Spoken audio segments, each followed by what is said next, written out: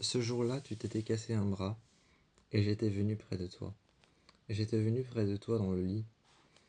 À l'hôpital, quand je suis rentré, je t'ai vu, couché. Tu dormais. Tes cheveux étaient correctement coiffés, encore un peu humides, encore un peu mouillés. J'ai passé ma main dans tes cheveux et je les ai coiffés un peu plus. Je les ai coiffés un peu plus. Je t'ai senti te retourner vers la grille. Je t'ai senti te retourner vers la grille du lit. J'ai alors enfoncé la grille du lit vers le bas et je me suis mis dans le lit avec toi. Je me suis mis dans le lit avec toi. J'ai regardé ton visage, tu dormais. J'ai senti ta respiration, tes poumons se gonfler, tes battements de cœur qui ralentissaient. Au fur et à mesure que j'étais près de toi, au fur et à mesure que dans mon dos je passais ma main, quand je passais ma main dans ton dos, qu'elle montait et qu'elle descendait, je sentais que le rythme de ma main, je sentais que le rythme de ma main dans ton dos, qui était en train de te faire des caresses, était au même rythme que les battements de ton cœur. J'étais à côté de toi, et un moment je t'ai regardé. Je t'ai regardé dormir, pendant peut-être toute une nuit. Je me suis réveillé le lendemain matin. Le lendemain matin, à l'aube, je me suis réveillé. J'ai vite pris une couverture blanche sur le côté. Une infirmière est arrivée sans te réveiller. Elle a ouvert la porte. J'ai pris la couverture qu'elle m'avait amenée et je l'ai mise sur moi. Je me suis mis sur le fauteuil, l'air de pouvoir te dire et de vouloir te montrer que je n'étais pas dans le lit avec toi. L'air de pouvoir me réveiller, de me mettre au bord du lit et de te demander comment ça allait. C'est pile ce que j'ai fait quand tu t'es réveillé, que tu as ouvert les yeux. Tu t'es un peu levé et je suis venu près de toi. J'ai mis ma main dans ton dos, exactement là où je l'avais posée quand j'avais dormi avec toi dans le lit. Je t'ai regardé et j'ai dit, ça va, tu te sens mieux. J'ai posé ma main sur ton plâtre, sans exercer de pression, j'ai posé ma main sur ton plâtre. J'ai vu que tes doigts qui passaient entre... J'ai vu que tes doigts qui sortaient du plâtre ont serré ma main. J'ai senti alors que tu serrais ma main. Je t'ai regardé et je t'ai dit, repose-toi. J'ai gardé ma main dans ton dos et finalement j'ai demandé à l'infirmière d'ouvrir la barrière, la grille qu'il y avait sur le lit. Elle l'a ouvert, elle l'a abaissé. Elle l'a fait alors tomber vers le bas et je me suis mis près de toi. J'ai demandé à l'infirmière de nous laisser un moment à deux. Je t'ai demandé comment tu te sentais en rapprochant mes lèvres des tiennes. Alors que je n'avais même pas mes lèvres posées sur les tiennes pour t'embrasser, je sentais le mouvement de tes lèvres, presque comme si elles étaient contre les miennes. Je t'ai regardé et je t'ai dit, quoi qu'il en coûte, quoi qu'il en fasse, je vais te ramener à l'académie. Tu verras, tu récupéreras ton bras et tu pourras à nouveau dessiner. Je suis resté à côté de toi et je t'ai demandé, c'est quoi la première chose que tu voudras dessiner en sortant d'ici?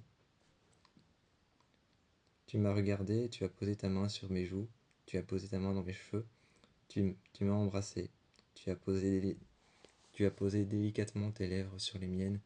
J'ai senti la chaleur et la douceur de tes lèvres. J'ai senti la chaleur et la douceur de tes lèvres, sans aucune imperfection, se poser sur les miennes. Tu m'as regardé et tu as dit, la première chose que je veux dessiner, avec ta main sur mon oreille, avec ta main sur ma tête et dans mon cou, tu m'as regardé et tu as dit, la première chose que je veux dessiner, c'est toi. Toi, ton visage. Ton visage était la première chose que je voulais voir. Je m'attendais à un réveil où tu étais près de moi. Tu m'as dit que tu t'attendais à un réveil où j'étais près de toi, où je te parlais, où je te réconfortais, où je t'aidais à te lever, où je te demandais si tu n'avais pas mal. Et c'est ce que tu as eu. Tu m'as regardé et tu as dit « Je t'aime ». Quand tu m'as dit « Je t'aime », un sourire est apparu sur mon visage. Mais un sourire est apparu sur le tien. Parce que tu avais obtenu ce que tu voulais. Tu avais obtenu ce dont tu avais rêvé. Tu avais obtenu ce que tu ne m'avais pas dit hier soir. Et le lendemain matin, comme je savais lire, comme je savais lire dans tes yeux, lire dans l'expression de ton visage, le lendemain matin, j'ai fait exactement ce que tu avais fait. Le soir, quand tu avais les yeux fermés et que tu dormais, je savais que le lendemain matin, tu voudrais que je sois là.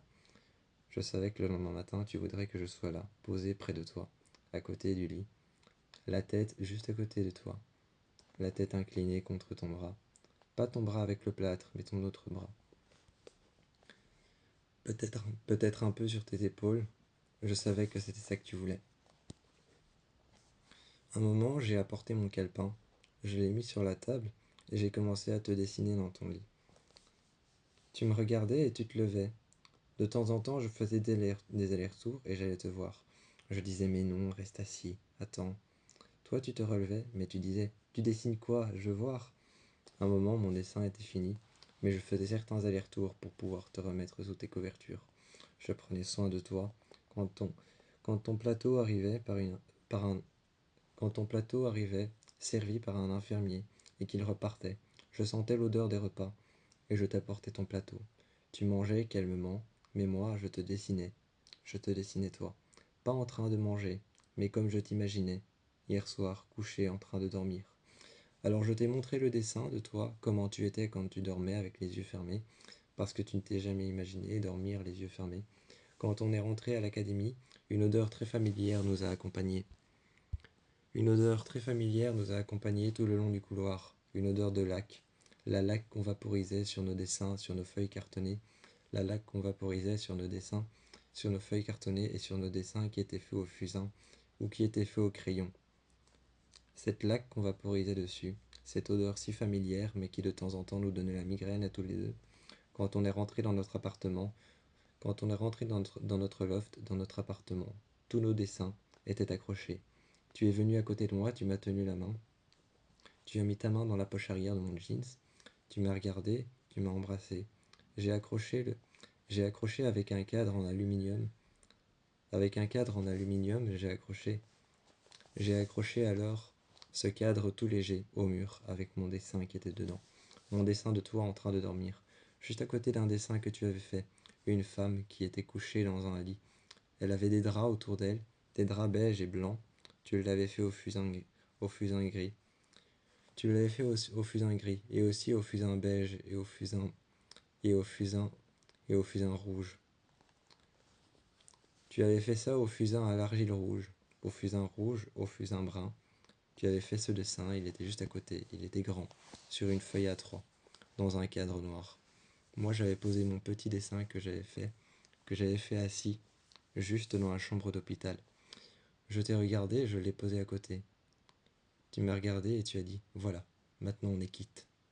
Parce qu'à l'époque, on se battait pour savoir qui avait le meilleur dessin, ou qui faisait les plus beaux détails. À l'époque, on se battait pour ça. C'est d'ailleurs comme ça qu'on est tombé amoureux, en se battant. En se battant pour savoir qui avait les meilleurs détails, qui avait la meilleure technique, qui dessinait le mieux, qui faisait le meilleur score ou le meilleur temps quand on se chronométrait lors d'un exercice de rapidité. C'est comme ça qu'on est tombé amoureux. Un soir, j'étais assis. Un soir, j'étais assis sur une table. J'étais assis sur une table et tu es venu près de moi. Tu t'es mis à côté de moi et finalement, moi, je me suis mis derrière toi. Tu t'es mis entre mes jambes et je t'ai tenu contre moi. Tu étais tellement lourd que nous sommes tombés en arrière sur la table. La prof nous a regardés et nous a dit qu'on s'était vite rapprochés. Tu es monté sur moi et tu m'as embrassé. À ce moment-là, elle nous a dit j'ai peut-être un endroit pour vous deux. Elle nous a montré un loft vide qu'elle n'utilisait pas, là où il y avait des cours qui se faisaient de temps en temps. Elle a dit qu'on pouvait y vivre et il y avait déjà un matelas par terre. Il était assez moelleux pour qu'on puisse y dormir. Ça sentait le fusain, ça sentait le crayon et la laque, la même odeur qu'à l'académie. On a emménagé là, j'ai simplement vissé des rideaux au mur, juste au-dessus des grandes baies vitrées. On a emménagé ici, on a défait les cartons ensemble. Il n'y avait pas beaucoup de cartons, juste une simple table en bois avec deux criques. Avec deux criques, juste une simple table en bois. Et le reste, c'était des fournitures. Des fournitures scolaires ou alors des fournitures de dessin qu'on avait disposées sur la table et certains cadres et certains papiers différents qu'on avait mis sur la table pour pouvoir dessiner. On dessinait ensemble tous les matins lorsque l'aurore se levait. Lorsque l'aurore s'est levée et éclairait nos visages à tous les deux endormis dans le lit, endormis dans le fauteuil ou dans le lit, lorsque l'aurore éclairait nos visages et que le fauteuil sur lequel on était couché, lorsqu'on se levait, lorsqu'on se levait et que le fauteuil sur lequel on était couché était illuminé par les rayons du soleil, on se levait et on allait dessiner tout de suite. On se dessinait le matin. ou alors on se dessinait. Nous deux, on dessinait l'après-midi ce qu'on allait faire, et puis ensuite on accrochait nos dessins toute la journée. Toute la journée, on voyageait entre divers magasins, magasins de fournitures, magasins de peinture, magasins de dessin. On demandait des conseils qu'on connaissait déjà, des conseils qu'on ne connaissait pas encore. Et on voyageait toute la journée entre divers magasins. Ensuite, on rentrait, et c'était la même chose. On refaisait un dessin, on l'encadrait, on allait le faire encadrer chez un encadreur, ou alors parfois on allait le faire vernir chez un vernisseur quand on faisait un dessin en bois. Quand on faisait un dessin sur le bois, une gravure, on allait la faire vernir chez le vernisseur. Ensuite, on la déposait à l'appartement, près du lit, contre un mur. On passait nos journées à faire ça, à voyager entre encadreurs et vernisseurs, à voyager entre magasins de fournitures pour le dessin, à dessiner dans l'appartement, à revenir à l'académie, à prendre un cours sur une journée et à remonter dans l'appartement, pour le soir pouvoir ensuite manger ensemble et s'endormir ensemble.